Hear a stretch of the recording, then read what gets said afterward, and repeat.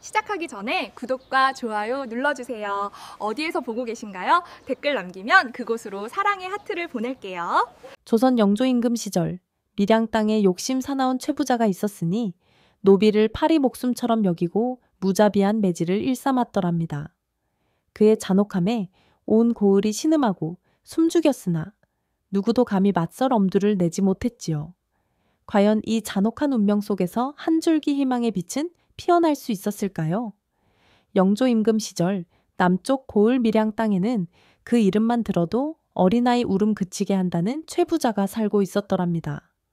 대대로 쌓아올린 재산이 산처럼 높고 발 닿는 곳마다 그의 땅이 아닌 곳이 없었으나 그의 마음은 가을찬 서리보다 차갑고 겨울 북풍보다 매서웠지요. 특히나 자신의 재산 목록에 가축과 함께 적어놓은 노비들에게는 인정사정이라는 것이 눈곱만큼도 없었습니다. 그는 사람의 목숨을 파리 목숨 대하듯 하찮게 여겼고 심기가 조금이라도 뒤틀리는 날이면 사소한 꼬투리를 잡아 마당에 노비를 끌어내고는 피가 튀고 살이 찢어지도록 매질을 해댔습니다. 네 이놈, 감히 주인의 것을 축내려 들어 혹은 게으른 버러지 같은 놈 하는 고함 소리가 담장을 넘는 날이면 그날은 온 마을이 숨을 죽이고 공포에 떨었지요. 최 부자의 횡포는 그저 담장 안에서 그치지 않았습니다. 그의 끝없는 무력은 이웃한 가난한 백성들의 얼마 안 되는 전답까지 집어삼켰고 높은 이자로 돈을 빌려주었다가 갚지 못하면 집안의 기물은 물론 사람이 사는 집까지 빼앗아 길거리로 내쫓기 일쑤였습니다. 고을 사또조차 최 부자가 상납하는 뇌물에 눈이 멀어 그의 악행을 보고도 못 본 척했으니 힘없는 백성들의 서름은 하늘을 찌르고도 남았습니다. 최 부잣집 노비들은 말할 것도 없었지요. 새벽 별을 보고 일어나 밤이 깊도록 일하고도 돌아오는 것은 쉰밥 한 덩이와 모진 욕설뿐이었습니다. 언제 어디서 매가 날아들지 몰라 늘 주인의 눈치를 살피며 그림자처럼 조용히 움직여야 했으니 그들의 삶은 살아도 사는 것이 아니었습니다. 허나 이렇듯 칠흑 같은 어둠 속에서도 희미하게 빛나는 등불 같은 이가 있었으니 바로 달래라 불리는 어린 여종이었습니다. 달래는 태어날 때부터 노비의 신분이었으나 그 마음만은 어느 양반댁 교수보다 곱고 깊었습니다. 병든 늙은 어미를 홀로 봉양하며 자신의 먹을 것을 덜어 어미 입에 넣어주는 지극한 효녀였고 동료 노비가 억울한 매를 맞고 신음하는 밤이면 아무도 모르게 다가가 상처를 어루만져 주곤 했습니다. 제 한 몸 건사하기도 힘든 처지였지만 달래는 주인의 눈을 피해 몰래 약초를 캐다 다려주고 자신이 굶어가며 아껴둔 곡식으로 죽을 쑤어 알아놓은 이들에게 건네주었습니다. 달래의 이러한 선행은 비록 은밀했으나 고통받는 노비들의 마음속에는 깊은 울림으로 번져나갔습니다. 사람들은 입이 무거웠지만 눈빛으로 달래에게 고마움을 전했고 그녀를 친누이처럼 혹은 제 딸처럼 아끼고 신뢰했습니다. 누군가 억울한 일을 당하면 가장 먼저 달래를 찾아와 하소연했고 달래는 그저 묵묵히 들어주며 함께 눈물 흘려주는 것만으로도 큰 위로가 되어주었습니다. 그녀의 존재는 최 부자의 잔혹한 폭정 아래에서 서로를 불신하고 미워하기 쉬웠던 노비들 사이에 마지막 남은 인간적인 온기와 연대의 끈이었습니다. 매일 밤 모두가 고된 몸을 뉘어 잠든 깊은 시각이면 달래는 헛간 구석 차가운 흙바닥에 조용히 무릎을 꿇었습니다. 두 손을 곱게 모으고 하늘의 달을 향해 올리는 그녀의 기도는 자신을 위한 것이 아니었습니다. 아픈 이들이 낫게 해달라는 기도, 억울하게 매 맞는 이들의 고통이 줄어들게 해달라는 기도, 그리고 언젠가는 이 지독한 세상의 불의가 바로잡히고 선한 이들이 눈물 짓지 않는 날이 오게 해달라는 간절한 소망이었습니다. 그녀는 진흙탕 같은 현실 속에서도 언젠가는 맑고 깨끗한 꽃이 피어나리라는 비밀스러운 믿음을 가슴 깊이 품고 있었으니 그 작은 희망의 씨앗이 장차 어떤 거대한 운명의 바람을 불러올지는 아무도 짐작하지 못했답니다. 시간이 흘러 살을 내는 듯한 칼바람이 몰아치고 온 세상이 하얀 눈으로 또 뒤덮인 한겨울이 찾아왔습니다. 바로 그해 겨울 최 부자의 황합을 축하하는 성대한 잔치가 열렸지요. 집안은 온종일 음식 만드는 냄새로 진동했고 고을에 내로라 하는 부자들과 탐관오리들이 값비싼 선물을 들고 와 아첨의 말을 늘어놓았습니다. 최 부자는 잔치상의 가장 높은 자리에 앉아 기름진 음식과 좋은 술에 거나하게 취해 웃음소리를 터뜨렸습니다. 세상에 부러울 것이 없다는 듯 오만한 표정으로 손님들의 아양을 즐기던 바로 그때였습니다. 잔치의 흥이 절정에 달했을 무렵 활짝 열린 대문으로 누더기를 걸친 한 거지가 비틀거리며 들어섰습니다.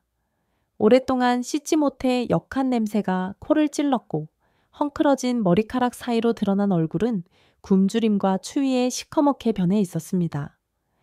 거지는 잔치상의 화려함에 잠시 주눅이 든 듯했으나 이내 용기를 내어 최 부자 앞에 엎드리며 떨리는 목소리로 애원했습니다.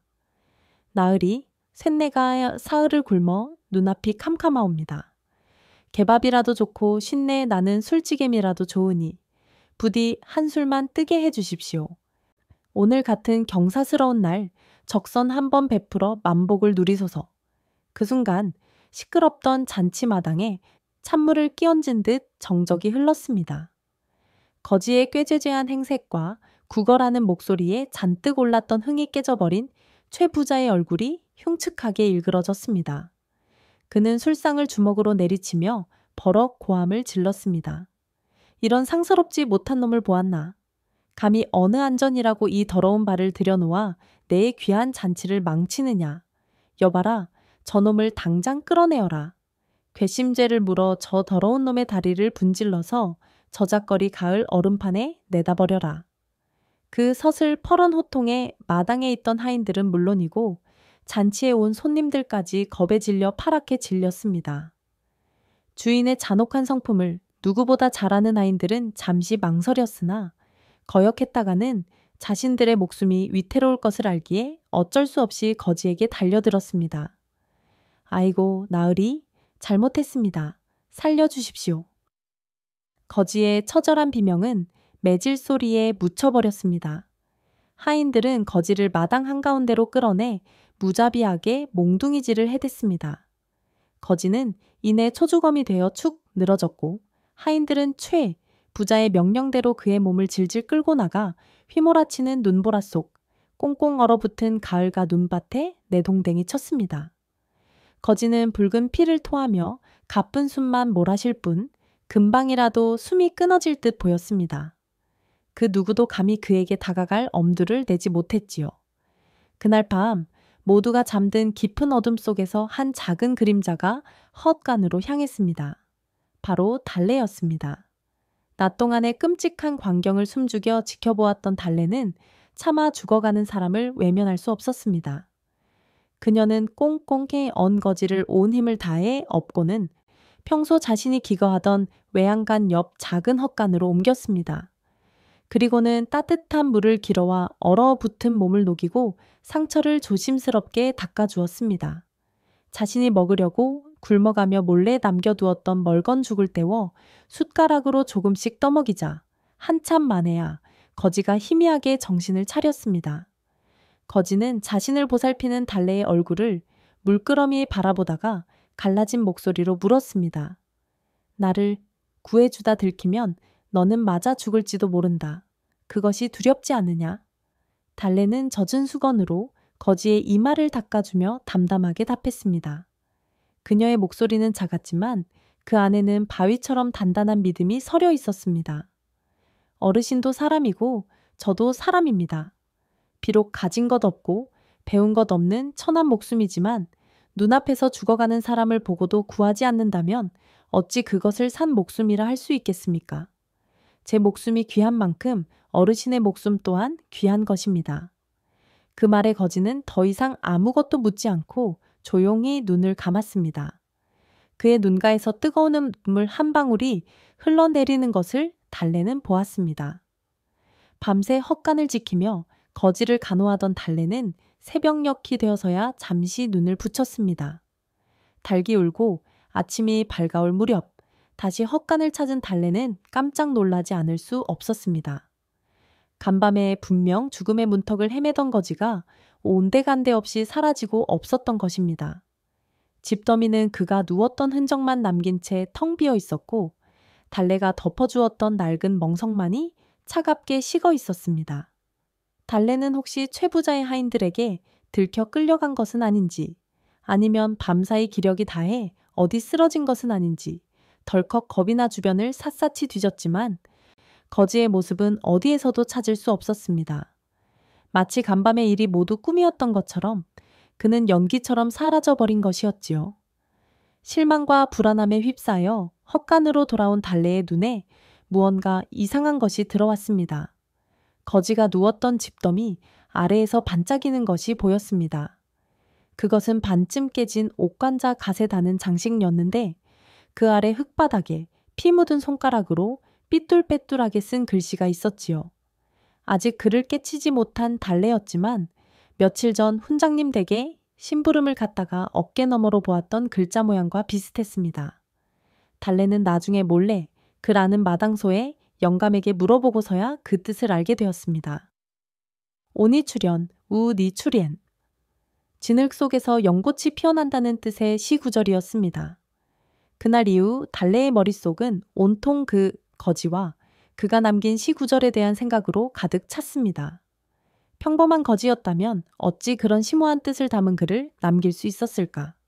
초주검이 되도록 맞고도 하룻밤 사이에 흔적도 없이 사라질 수 있었을까? 그 신비로운 정체 때문에 달래는 더욱 그를 잊을 수 없었습니다. 그녀는 틈만 나면 헛간으로 가 흙벽에 글씨를 어루만지며 그 의미를 곱씹었습니다. 진흙 속에서 연꽃이 피어난다.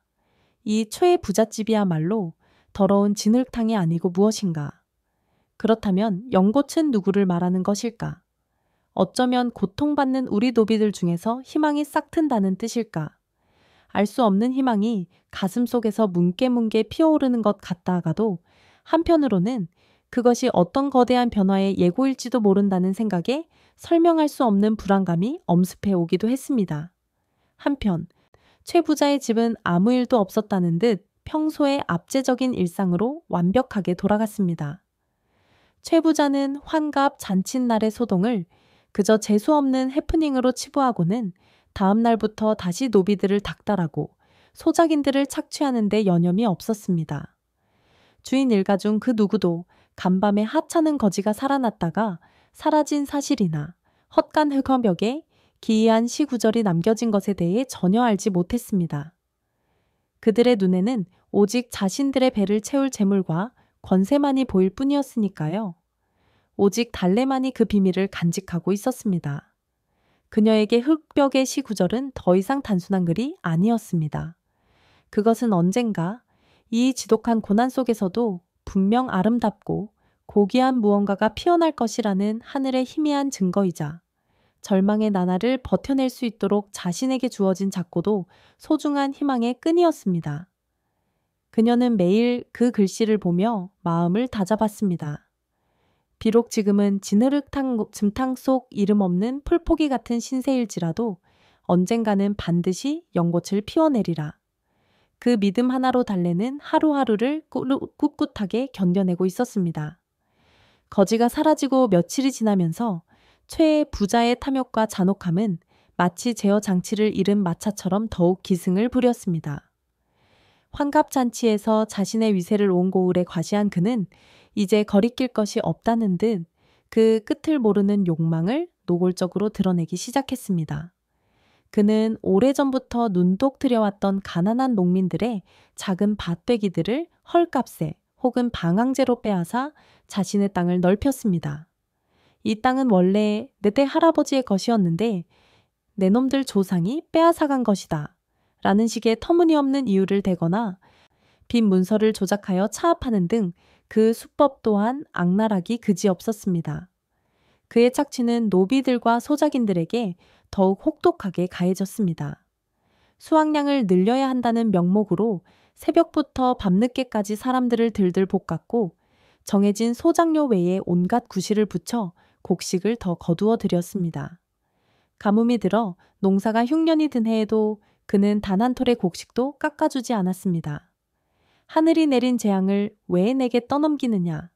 너희들의 정성이 부족하여 그런 것이니 약조한 것은 반드시 바쳐야 한다. 그의 창고는 해마다 쌀가마니로 가득 차 터져나갈 지경이었지만 그의 땅에서 일하는 사람들은 굶주림에 허덕이며 초금 목피로 연명해야 했습니다.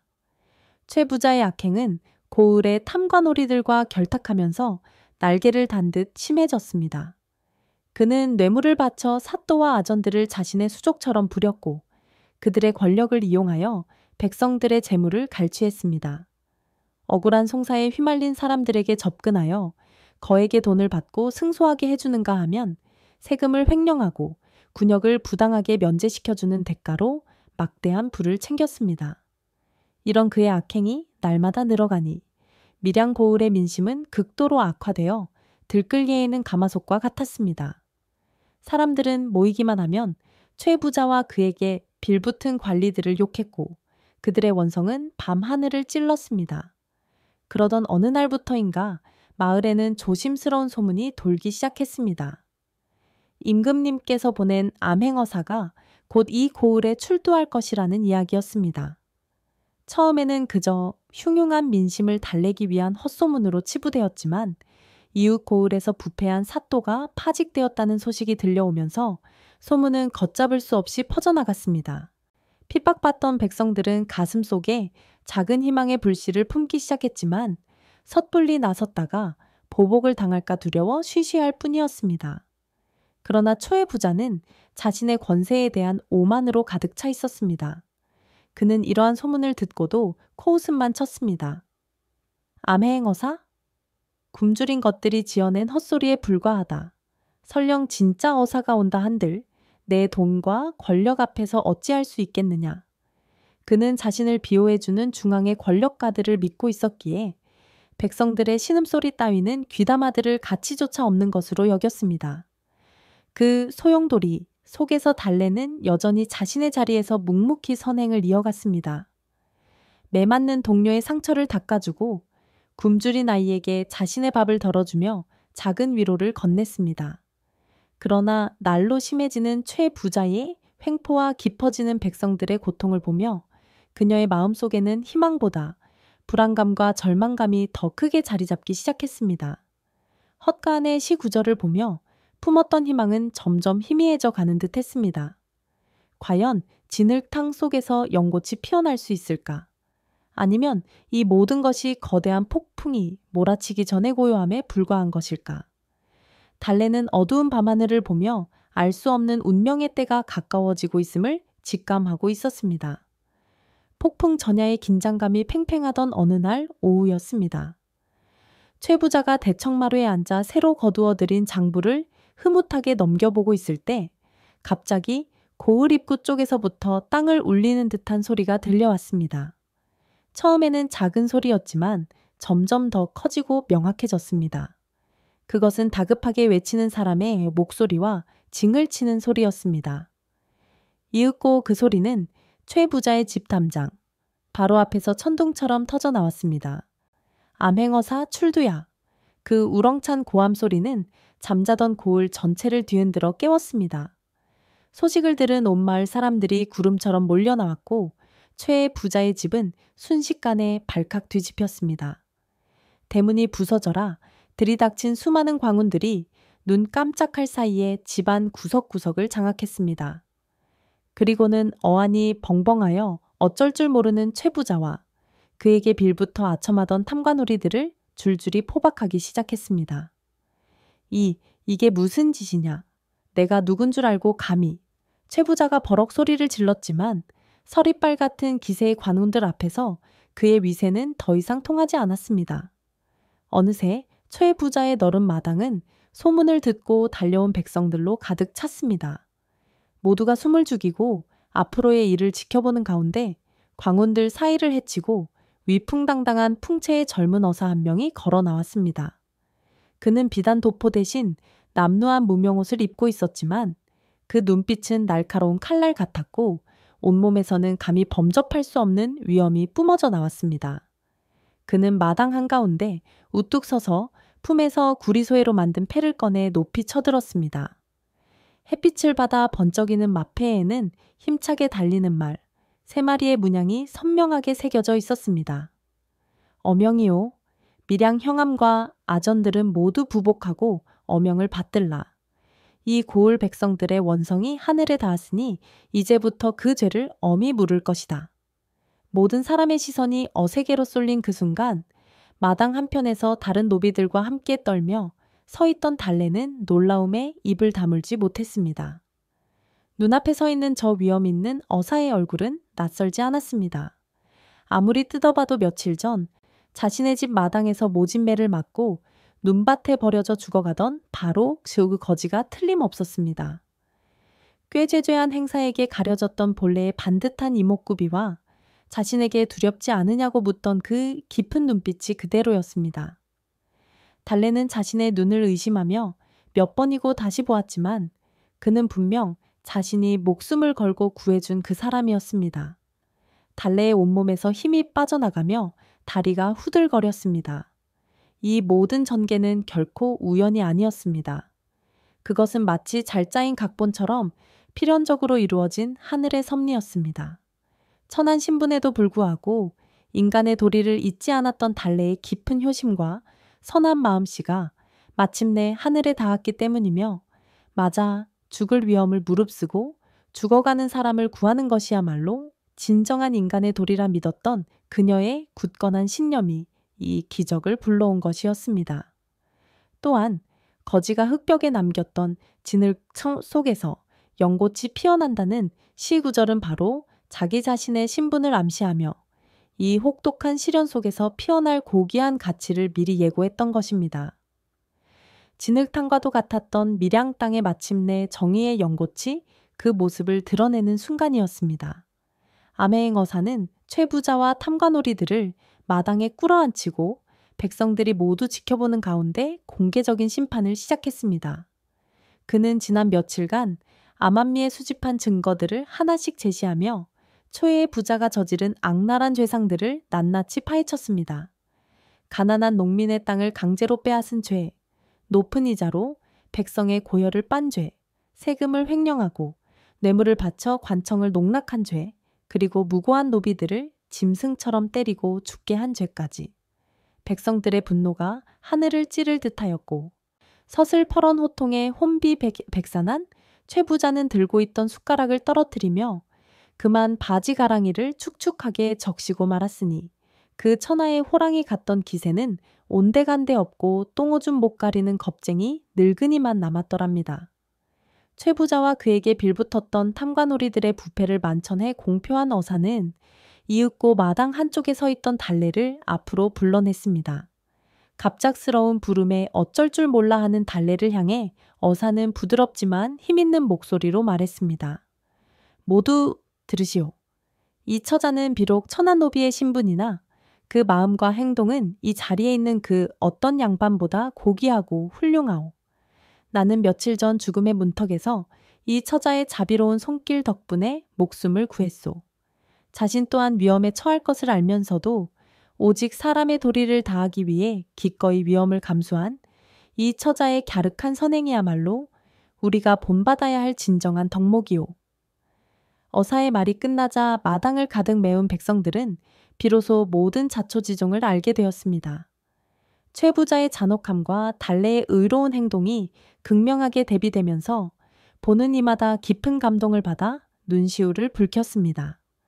여기저기서 훌쩍이는 소리가 들려왔고 어떤 이들은 달래의 이름을 부르며 칭송하기도 했습니다. 평생을 그림자처럼 살아온 달래에게 그 순간은 마치 꿈과도 같았습니다. 어사는 이어서 최부자에게 명했습니다. 죄인은 들으라. 네가 가진 재산 중 일부를 떼어 이 처자의 노비 문서를 사드리겠다. 어사는 형방에게 명하여 최부자의 재산 목록에서 달래의 노비 문서를 즉시 가져오라 명하였습니다. 그리고는 모든 사람이 보는 앞에서 그 문서를 받아들고 갈기갈기 찢어 허공에 날려버렸습니다. 종이 조각들이 눈처럼 흩날리는 순간 달래를 올가매던 운명에 굴레도 함께 부서져 내렸습니다. 달래의 눈에서 뜨거운 눈물이 뺨을 타고 흘러내렸습니다. 자유의 몸이 된 달래를 향해 어사는 더욱 놀라운 선언을 했습니다. 이 처자의 심성은 실로 비할 데 없이 고귀하니 이대로 시골에 묻혀 살게 하기에는 너무나 아까운 인재다. 내 이 처자의 갸륵한 효심을 높이사 즉시 면천, 배, 미엔잔 시키고 내 어머니가 계신 한양 본가로 보내 학문과 법도를 익히게 할 것이다. 그 말에 마당의 모든 사람들이 경탄의 소리를 질렀습니다. 하루아침에 노비에서 양반가의 여식이 되는 그야말로 천지개벽과도 같은 일이 벌어진 것입니다. 마지막으로 어사는 죄인들을 향해 엄숙하게 판결을 내렸습니다. 최 부자는 전 재산을 몰수당하고 관직을 파직당한 뒤 머나먼 절해고도로 유배를 떠나는 엄중한 처벌을 받게 되었습니다. 그의 악행에 동조했던 탕관오리들 역시 모두 삭탈관직되어 오게 갇히는 신세가 되었습니다. 그렇게 길고 길었던 밀양 땅의 어둠이 걷히고 마침내 정의의 아침이 밝아왔습니다. 세월이 흘러 달래가 학문과 법도를 익혀 양반가의 규수 못지않은 기품을 갖추게 되자 어사는 그녀를 평생의 반려로 맞이하니 이는 임금님께서도 감동하여 특별히 허락하신 신분을 뛰어넘은 사랑이었지요. 혹독한 권세를 이겨낸 달래의 따뜻한 마음씨에 대한 이야기는 이미 조선 팔도에 널리 퍼져 사람들은 그녀를 진흙 속에서 피어난 연꽃이라 부르며 칭송했습니다. 달래의 이야기는 그 후로도 오랫동안 수많은 사람들에게 회자되며 밀양 땅의 소중한 전설이 되었습니다. 핍박받는 이들에게는 희망을, 불의를 저지르는 자들에게는 경고를 주는 살아있는 교훈이 된 까닭에 그 이야기는 오늘날까지도 우리에게 보이지 않는 곳에서 행하는 작은 선행과 인간 존중의 가치를 일깨워주고 있답니다. 그리하여 지금도 밀양의 어느 연못께 앉아 잔잔한 물결을 바라보노라면 어디선가 바람결에 실려오는 듯한 달래의 이야기가 마음속에 잔잔한 울림으로 남아있는 듯합니다. 진정한 인간의 도리는 신분이나 재물을 넘어선 자비로운 마음에서 비롯됨을 이 이야기는 가르친다. 진흙 속에서 피어난 연꽃처럼 고난 속에서도 선을 행하는 이는 반드시 큰 복을 받으리라. 그리하여 밀양 땅에 전해지는 달래의 이야기는 오늘날에도 우리에게 보이지 않는 곳에서 행하는 작은 선행의 가치를 일깨우는 잔잔한 울림으로 남아있다.